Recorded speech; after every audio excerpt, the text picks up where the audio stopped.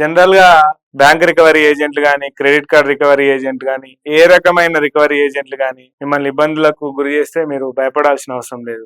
ఎందుకంటే వాళ్ళు రూల్స్ ప్రకారంగా ఫాలో అవ్వకుండా, ఆర్బీఐ గైడ్ లైన్స్ కానీ ఫాలో అవ్వకుండా మిమ్మల్ని ఇబ్బంది పెట్టి, హ్యూమిలేట్ చేసి, హెరాస్ చేసి, డిఫేమ్ చేసి, ఫ్రెండ్స్ కానీ, రిఫరీస్ కానీ, నైబర్స్ కానీ ఇబ్బంది పెట్టి ఫోన్లు చేసి హరాస్ చేస్తే మీరు వాళ్ళ మీద స్ట్రిక్ట్ గా యాక్షన్ తీసుకోవడానికి ఆస్కారం ఉంటది. వాళ్ళు మిమ్మల్ని ఇబ్బంది పెడుతున్నారని చెప్పేసి మీరు లోయర్ కోర్టులో OS suit, injunction suit file చేయడమే కాకుండా హైకోర్టులో రిట్ పిటిషన్ ఫైల్ చేస్తే వాళ్ళకు హైకోర్టు నుంచి షోకాజ్ నోటీసులు ఆ బ్యాంకులకు గానీ, ఆర్బీఐ కానీ షోకాజ్ నోటీసులు వెళ్తాయి. అంతేకాకుండా వాళ్ళు ఒక 2-3 డేట్లు చూసిన తర్వాత వాళ్ళు వేసిన కౌంటర్ ని బట్టి అది చేసి ఆ కేసుని కూడా డిస్పోజ్ చేసి స్ట్రిక్ట్ గా గైడ్ లైన్స్ ని ఫాలో అవ్వండి అని చెప్పేసి ఆర్డర్ కూడా రావడానికి ఆస్కారం ఉంటది.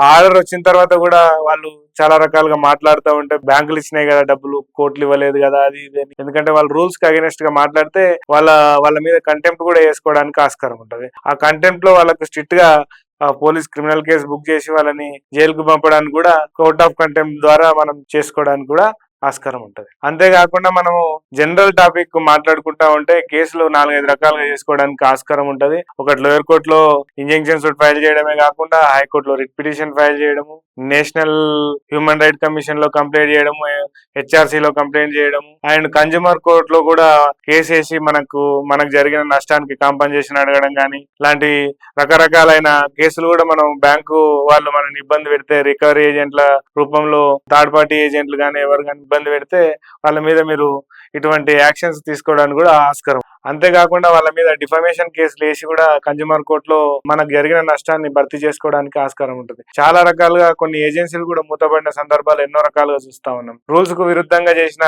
ఏ కంపెనీస్ గానీ, బ్యాంక్స్ గానీ, ఏజెన్సీస్ గానీ ఫైన్లు పడ్డాయి. ఆర్బీఐ చాలా రకాలుగా ఫైన్లు వేసిన సందర్భాలు కూడా చాలా రకాలుగా చూస్తా ఉన్నాము. మీరు దీనికి భయపడాల్సిన అవసరం లేదు.